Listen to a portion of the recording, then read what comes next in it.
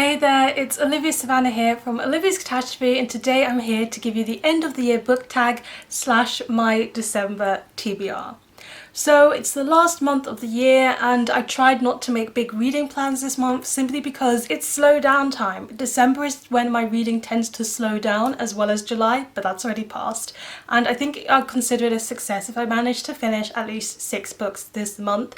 So I decided I wasn't going to make too big of a TBR, and I naturally tend to fall into making big TBRs. So I thought the end of the year book tag has some very good questions which will make me keep this short and concise. I'll leave a link down below to the original tag, and let's get right into the questions. So the first question is, are there any books that you've started this year that you really need to finish before the year is over? And my answer is yes and no. Yes, because I definitely want to finish it before the end of the year. It's happening. I'm not bringing this into 2021 with me. But also no, because I didn't start this book in 2020. I started this book in 2019. And that book is It by Stephen King. You're probably tired of seeing this on my TBR for a whole year, and don't worry, I am tired of it too.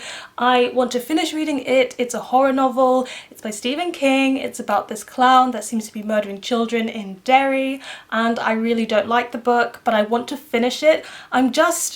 I want to say a lot of things, but I want to complete the book and be completely justified in what I want to say. And I think it's a very interesting study in writing. I often finish books I don't like because I feel like I'm learning about what I want in my own writing from this. Unfortunately, I've decided it's going to be my last Stephen King fiction book. I'm sorry, people who love Stephen King. He's just not for me, and I don't think I want to read any of his other works. I've got how many more pages? I've switched to audiobook on Scribd, and Scribd is seriously helping me get through this one. Really love Scribd for their audiobooks. I have a link where you can sign up for Scribd and get 60 days free if you click on that down below in my description box. Got 300 pages left. We're gonna finish it. I've also got a second answer for this because there's another book that I'm halfway through, and that is The Gilded Ones by Namina Forna. I'm buddy reading this with Lena from Lena Reads, and I think it's okay. It's not amazing to me, but I do want to finish it before the year is out with her, and I think we're both pretty set on that goal. I'll talk more about it in my wrap up with some larger thoughts, but for now it's just an okay read. Then the next question is, do you have a book to help you transition into autumn? But autumn's already gone because I'm doing this tag fairly late, so I've decided to change it to, do you have a Christmas book to transition into the Christmas month, because that's what December is. And the truth of the matter is, usually I don't read seasonally, but not today. This month I'm going to try and read seasonally for once, and I want to read The Christmasaurus by Tom Fletcher, illustrated by Shane Deveris. And yes, it's the Tom Fletcher from McFly. I was so happy when I looked at the back of this book and saw that image and knew it was him.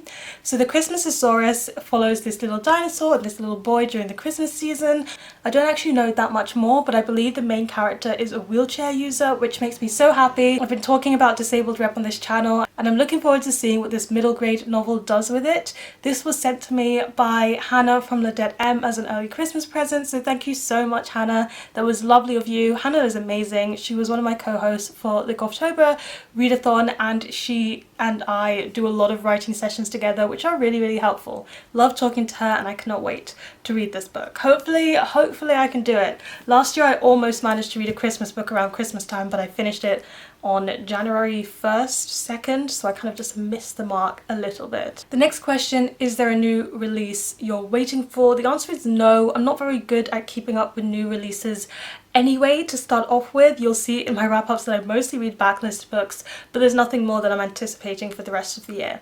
The next one is, what are 3 books that you're wanting to read before the end of the year? And I've got 3 here to show you. So the first one is The Haunting of Hill House by Shirley Jackson. I'll definitely be finishing this one because I have to read it for class. I need to read it by next week, and I've already gotten started. I am absolutely loving it. It's about these people who go to Hill House where they believe that supernatural things happen, and they're just going to the house for the summer and seeing what can be made of it. The writing style immediately clicked with me and dragged me in. I'm loving all of the characters. I'm still quite in my early pages. I would say I'm about 70 pages in, but I cannot wait to see where it's going to take me, and I think I'm going to have a lot of fun with this novel. The next one is Crime and Punishment by Fyodor Dostoevsky.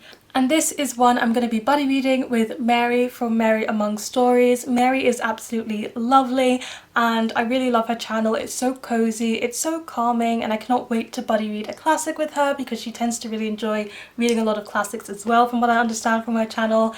And yeah, I definitely always appreciate buddy reads for the long classics like this one. And last but not least, 2020 cannot end without me having read Midnight Sun by Stephenie Meyer. I just need to read this because of the fact that I am a Twilight fan. I was so excited to read this, and then I just fell off the wagon, had university going on, didn't want to read it while I was juggling other university books and juggling other things. I was just so distracted, but I do want to read this in the year that it released, so I'm hoping that I can get to this one. It is a big chunker though, so we'll see how that goes.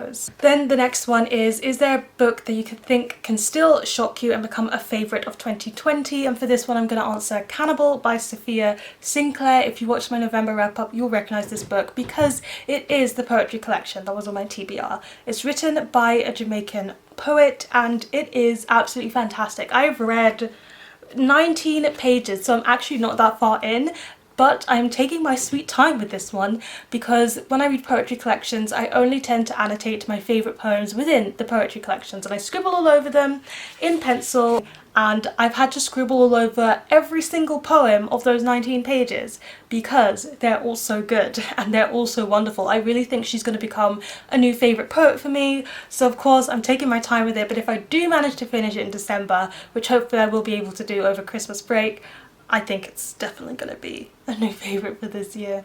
And then the last question is, have you set any 2021 reading goals or been thinking about them? And surprise, surprise, I've got some goals. I am not someone who usually sets any reading goals whatsoever. I don't tend to have a number of books that I want to read. I don't set that for myself because I don't want that pressure. I don't set any statistics. I don't keep track of my reading by statistics. I kind of hate doing anything statistical for my reading, so I don't do that whatsoever, which usually means that the way people set goals are either based on their past statistics or reading a certain number. I don't do any of that. I just kind of keep my reading spread out and moody and all of that jazz, and just keep note of making sure I'm reading enough authors from the groups that I'm interested in. That said, I do have some goals for next year, mostly because I have writing goals and other life goals and I have to manage my reading around that. But I am intending to do a goals video, even though only 3 of those goals have to do with books. So if you don't mind my goals video in January, including more than just reading goals, you'll be hearing all about that soon. That's it for the end of the year book tag, and I think that's it for my TBR. Don't want to add any more, but hopefully I can definitely finish these books. Please let me know in the comment section down below what is one book that you want to read by the end of the year. Give this video a thumbs up if you enjoyed it, hit the subscribe button if you want to see more, and this is the important part, don't forget to hit that notification bell to be updated every time I have a new video. And you know what they say, onwards and upwards. Excelsior!